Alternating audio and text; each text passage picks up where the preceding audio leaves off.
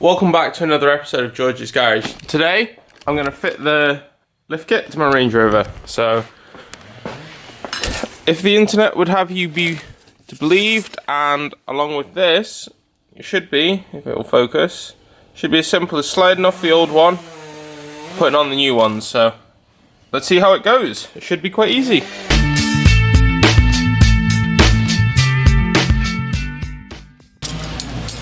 Alright, so I'll just show you how you do one of the front sensors. Now, I've already sprayed spray grease on here, so you just give it a wiggle. And you see it comes loose. Oh, I have accidentally closed the door. So the suspension is trying to change height. I forgot about that one. So, just be careful of that. It lowered down on me, and this is the other one up in there. You see, it pulls just straight off.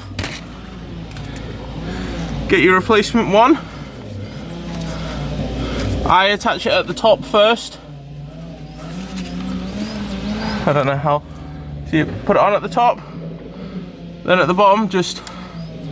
Oh, I'll put it on backwards. So.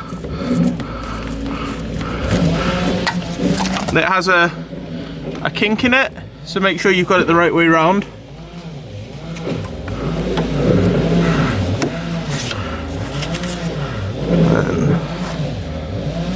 I don't know how well you can see in here, but push it on. That's it fitted. So now if I close the door, the car might try raise.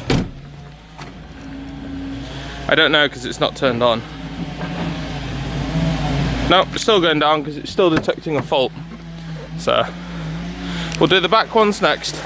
Okay, so I got the back ones fitted. They weren't as easy as the front due to, I think I have aftermarket like height sensors, so the fitting didn't quite fit. So I'll show you what I did. You know, I don't know how well you can see, but it's on. It's just wrapped in PTFE tape to make it tighter at the moment. But when the shops and things reopen and we're allowed out again, I'm going to get some bigger rubber seals that are fitted properly. But let's see how it looks now.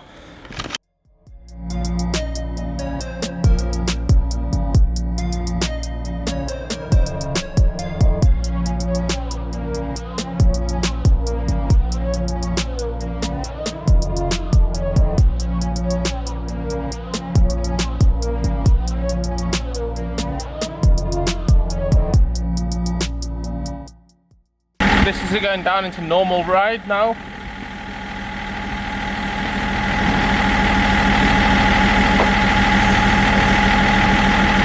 You see, once I trim the arches, like the inner arch liners, we'll have space for it to drive.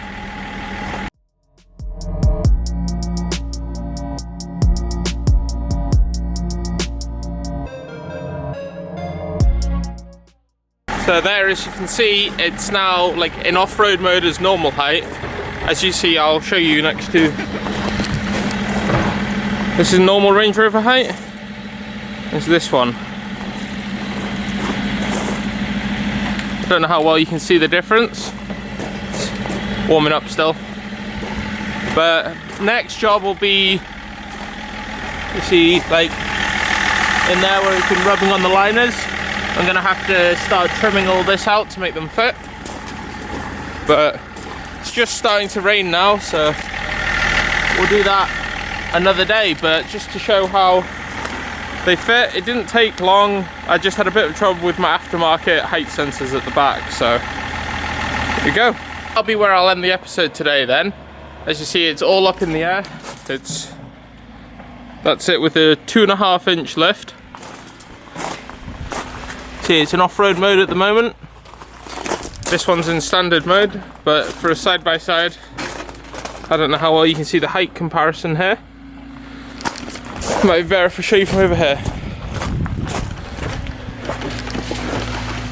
So if you look across the bonnet, you can see that one's much higher despite being on lower ground. And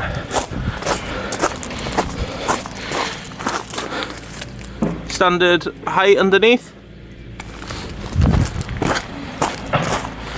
And then lifted height. You'll see from the sills here,